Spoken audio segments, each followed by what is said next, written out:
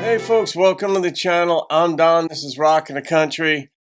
I got a gift request from Dan Sigurdson from up there in Lumbee, British Columbia. So Dan, shout out to you. Thank you, my friend. And it's the Pine Box Boys, Will You Remember Me? I don't know this song, but I've done the Pine Box Boys a couple of times. So I'm always curious. And what a name for a group, like Bury Me in a Pine Box type thing. I mean, anyway, let me put my headphones on and see what's going on here. Alrighty. Will You Remember Me? Don't know the song. Here we go.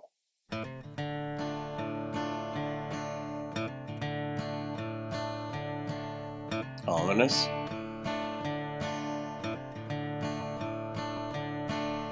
A man is born a slave, oh Lord, or a man is born a chief. I'll always be a beggar, Lord, and I'll always be a thief.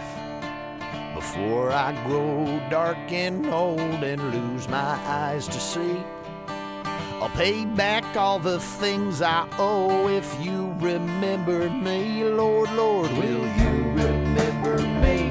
Making a deal. Will you remember me? Lord, Lord, will you remember me? Or will you remember me?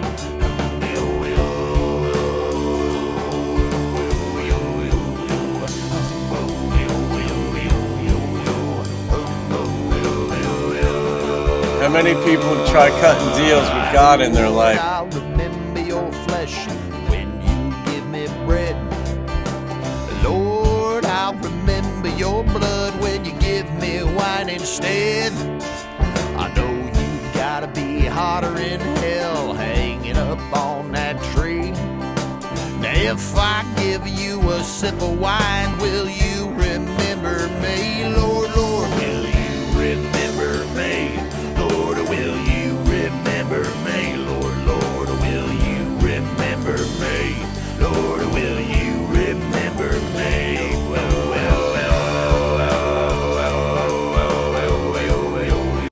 I always wonder what inspires songs. Almost no matter what. Some songs are obvious, a breakup, they're very common. Where I'm in love, very common. But a song like this, I really like, all right, what was going on in the person's life or mind? And these are the types of songs the Pine Box Boys write. Whoever the primary writer or writers are, they tend to be these deep, introspective, seemingly dark. And this has dark instrumentation, obviously, and dark production. But the lyrics themselves are not overtly dark, not yet. It's just about, God, I've been a bad dude, but if I pay everything back, would you remember me? Maybe I get into heaven, possibly? Like, how does this work?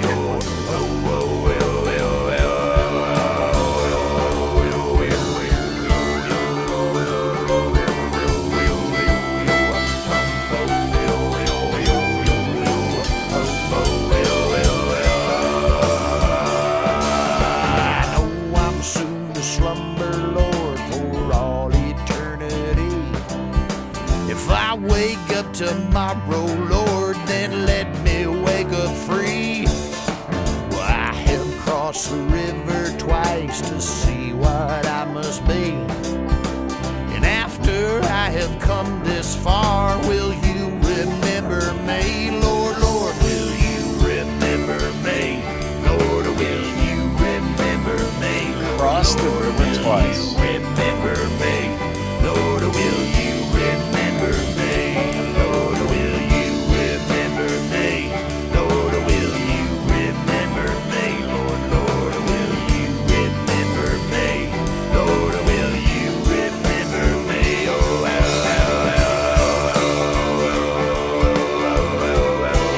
Getting that effect.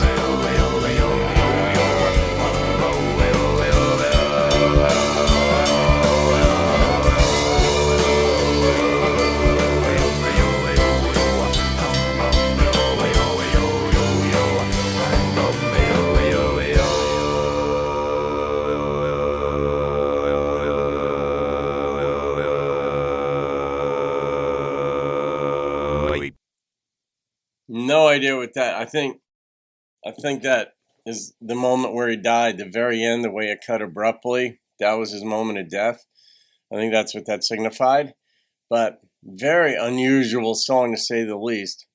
Instrumentation, I liked it. I mean, there was a triangle in there. You had a banjo in there. Pretty sure it was a banjo, not a mandolin. Fiddle. And then, but that undertone, literally, it was like an Undertaker's tone almost, that thing. I don't know how they made that effect. That was electronified. I don't think you could just beatbox that, so to speak, a la Home Free. But what a theme to a song. Will you remember me if I do these things? And that reference to crossing the river twice. I don't know what that referred to.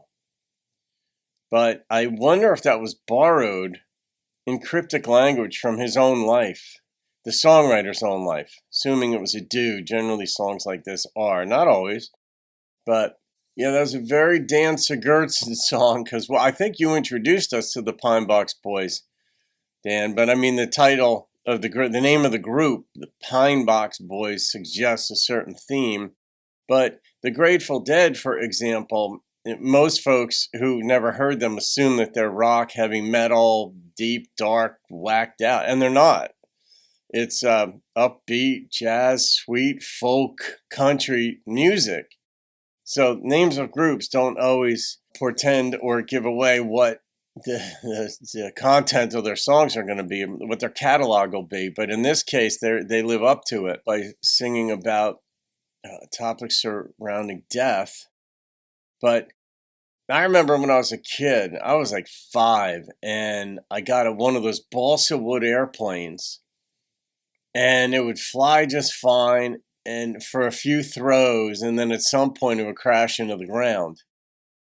And then you'd put it back together and fly it somewhere. But I remember it wouldn't fly again right at one point. And I remember being so upset as a kid. I mean, I think I was like 6 maybe. I was so upset. I was like mad because I wanted to keep playing with this balsa wood airplane. And I forget what they were called. But I remember after a little while being so frustrated, running out of ideas on how to get this thing to work right again. And I couldn't. And I remember like trying to cut a deal with God, like, God, if you'll make this thing work, I'll be good, or some type of thing. You know, you try to cut a deal, and that doesn't work. That's not the way things work. If you believe in God, then, and believe in how there's conceptions of heaven and how you get in, you got to do this in order to get in, whatever you think you have to do or believe. All that said in this song is like, if I pay everybody back, I mean, I've only been a thief my whole life, basically. If I pay everybody back, will you remember me? And I assume that's referring to Judgment Day. And then about drinking wine, and there was a reference to him being in hell and giving the guy on the tree, that would be a reference to Jesus, a sip of wine, will you remember me? And Jesus was given, according to the biblical narratives, what was it called? God, there was a name for it, but it was basically vinegarized wine. That's a lot of folks conceptualize it that way. It was just very bitter, very sour. And there's some conflicting accounts on that. But if I give you wine instead of the bad stuff, would you remember me? All right, so I'm going to rate this. Not the most uplifting of songs, of course, but it's a real part of life. I mean, when we go deep and into who we are, and at various moments, in a sliver of time, in a moment, in our bad moments, our scared moments, fearful, distraught moments, a song can come out of that. And that moment might only last 5 seconds, but of course a song is going to broaden it. And then sometimes those moments last a week and a song condenses it into 4 minutes or whatever. So, all right, I'm going to rate this one. And the number that popped into my head was an 8.8. And it wasn't on lightheartedness, because this was not that. And I don't rate songs based on how bouncy they make me feel. I look at creativity. I listen to the instrumentation. Did the artist get what they were going for? And all that. So an 8.8 it is. So courtesy of Dan Sigurdson up there in Canada. You could leave your comments on this one as you always do, Dano. All right, guys, have a great day. See you on another video. Keep rocking the country.